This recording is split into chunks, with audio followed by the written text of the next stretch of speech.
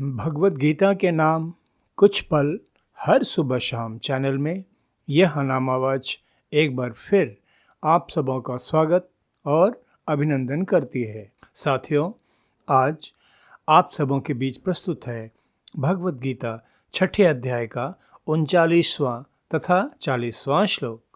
एतन्मे संशयं कृष्ण छेत्तुम अर्हसि अशेषतः त्वद अन्यः संशयस्य अस्य छेत्ता नहि उपपद्यते। श्री भगवान उवाच पार्थ नैवेहि नामुत्र विनाशः तस्य विद्यते नहि कल्याणकृत् कश्चित् दुर्गतिं तात गच्छति। इन श्लोकों के सरल शाब्दिक अर्थ इस प्रकार हैं। हे श्री कृष्ण, मेरे इस संशय को संपूर्ण रूप से छेदन करने के लिए आप ही योग्य हैं, क्योंकि आपके सिवा दूसरा इस संशय का छेदन करने वाला संभव नहीं है। अर्जुन के मन में उत्पन्न इस संशय के समाधान में श्री कृष्ण कहते हैं, हे पार्थ, उस मनुष्य का न तो इस लोक में विनाश होता है और न ही परलोक में, क्योंकि हे प्यारे, आत्मोद्धार के लिए अर्थात भगवत प्राप्ति के लिए कर्म करने वाला कोई भी मनुष्य दुर्गति को नहीं प्राप्त होता है। साथियों, अर्जुन को क्यों ऐसी अनुभूति होती है कि केवल योगेश्वर श्री कृष्ण ही उसके मन में उत्पन्न हो रही इस शंका का समाधान करने में सक्षम है, कोई और नहीं?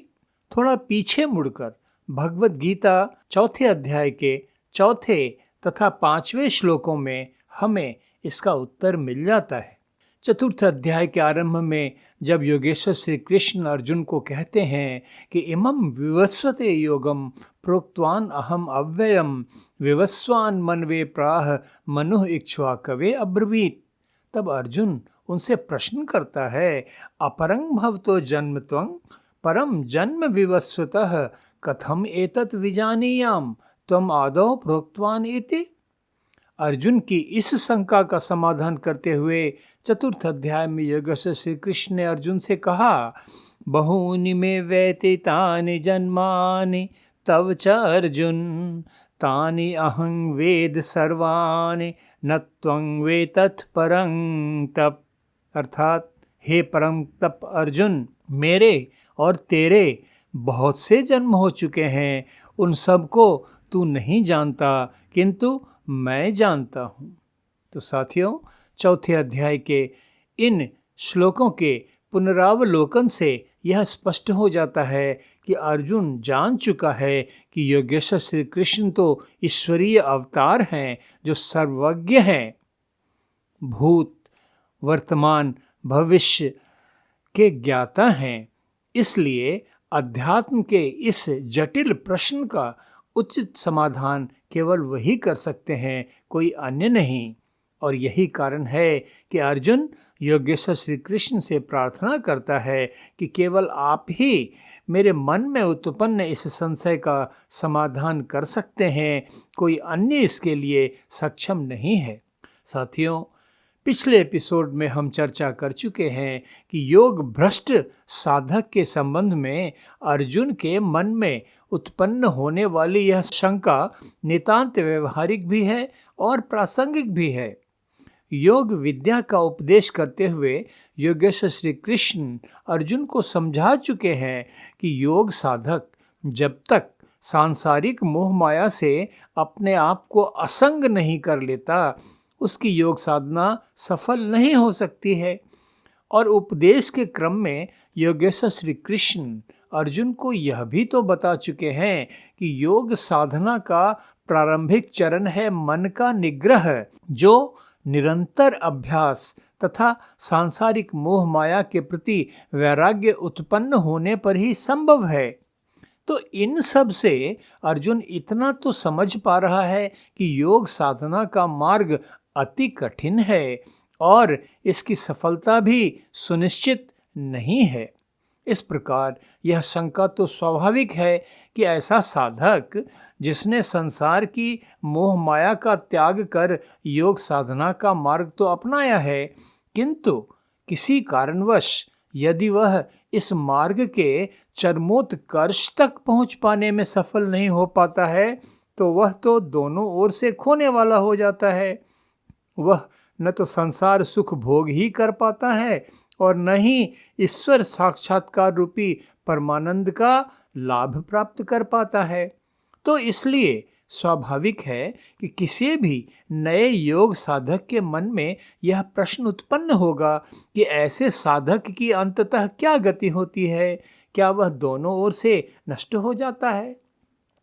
अपने प्रिय सखा तथा शिष्य अर्जुन की इस जिज्ञासा को उचित समझते हुए योगेश्वर श्री कृष्ण उसे आश्वस्त करते हुए कहते हैं कि ऐसे योग साधक मनुष्य का न तो इस लोक में विनाश होता है और न ही परलोक में, क्योंकि आत्मोद्धार के लिए अर्थात ईश्वर प्राप्ति के लिए पुरुषार्थ करने वाला कोई भी मनुष्य दुर्गति को नहीं प्राप्त होता है।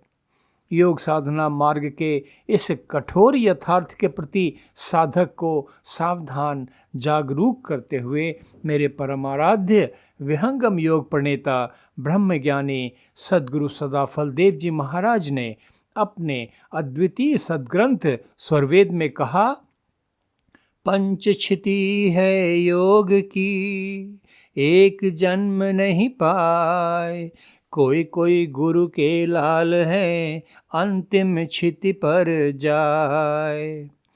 प्रथम द्वितीय कोई तृतीय में, क्षिति चतुर्थ कोई पाए, धीर वीर गुरु हंस जो अंत महल पर जाए। सद्गुरु सदाफल देव जी महाराज इन दोहों में कहते हैं कि योग साधना के 5 धरातल हैं। योग साधना की सफलता के प्रथम से चतुर्थ धरातल तक पहुंच पाना तो संभव है, किंतु 5वां धरातल जो उच्चतम है उसकी उपलब्धि तो सद्गुरु के किसी दुर्लभ अति विशिष्ट परमप्रिय हंस को ही हो पाती है। तो इस प्रकार यह स्पष्ट हो जाता है कि योग साधना का मार्ग कठिन तो है ही, और इसकी सफलता के लिए सांसारिक सुखों का त्याग, दृढ़ संकल्प तथा कठोर अनुशासित साधना परम आवश्यक तत्व हैं। तो इस प्रकार विचार करने पर ऐसा प्रतीत होता है कि सामान्य जनों के लिए तो इसकी सफलता संभव नहीं है, किंतु यह भी तो सत्य है कि मानव जीवन का चरम लक्ष्य तो परमात्मा प्राप्ति ही है, सांसारिक सुख भोग नहीं। इस प्रकार विश्लेषण करने पर समझ आता है कि योग साधना के संबंध में अर्जुन की ये जिज्ञासाएं तथा योगेश्वर श्री कृष्ण द्वारा इन जिज्ञासाओं के समाधान हम साधारण जगजीवों के लिए कितने प्रासंगिक हैं, कितने महत्वपूर्ण हैं, और हमें योग साधना मार्ग का अनुसरण करने के लिए प्रेरणा तथा उत्साह प्रदान करते हैं। साथियों, यह तो सच है कि योग साधना के ईश्वर साक्षात्कार रूपी चरमोत्कर्ष को प्राप्त कर पाना, जीवन मुक्त हो जाना एक नितांत ही दुर्लभ उपलब्धि है। मेरे परम आराध्य सद्गुरु सदाफल देव जी महाराज ने स्वरवेद में कहा, एक जन्म दो जन्म में करत योग अभ्यास, जन्म अनेक उत्थान में जीवन मुक्त पद भास। निसंदेह ईश्वर साक्षात्कार रूपी योग साधना की सफलता एक दुर्लभ उपलब्धि है, किंतु सफलता के इस उच्चतम सोपान के पहले भी अनेकों उपलब्धियां हैं जिनकी प्राप्ति से साधक का उत्साह बढ़ता है और आगे की चरम उपलब्धि के लिए पुरुषार्थ करने की प्रेरणा मिलती है। अगले श्लोकों में योगेश्वर श्री कृष्ण योग साधना की इन उपलब्धियों के बारे में अर्जुन को बतलाते हैं, जो हम साधारण जगजीवों के लिए भी प्रेरणादायक हैं और हमें योग साधना मार्ग का अनुसरण करने के लिए उत्साह प्रदान करते हैं। तो आज बस इतना ही। भगवद गीता 6 अध्याय के अगले श्लोक के अर्थ तथा व्याख्या के साथ शीघ्र ही फिर आप सबों के बीच उपस्थित होऊंगा। तब तक आप सबों की सुख शांति समृद्धि के लिए अशेष मंगल कामनाएं। धन्यवाद। नमस्कार।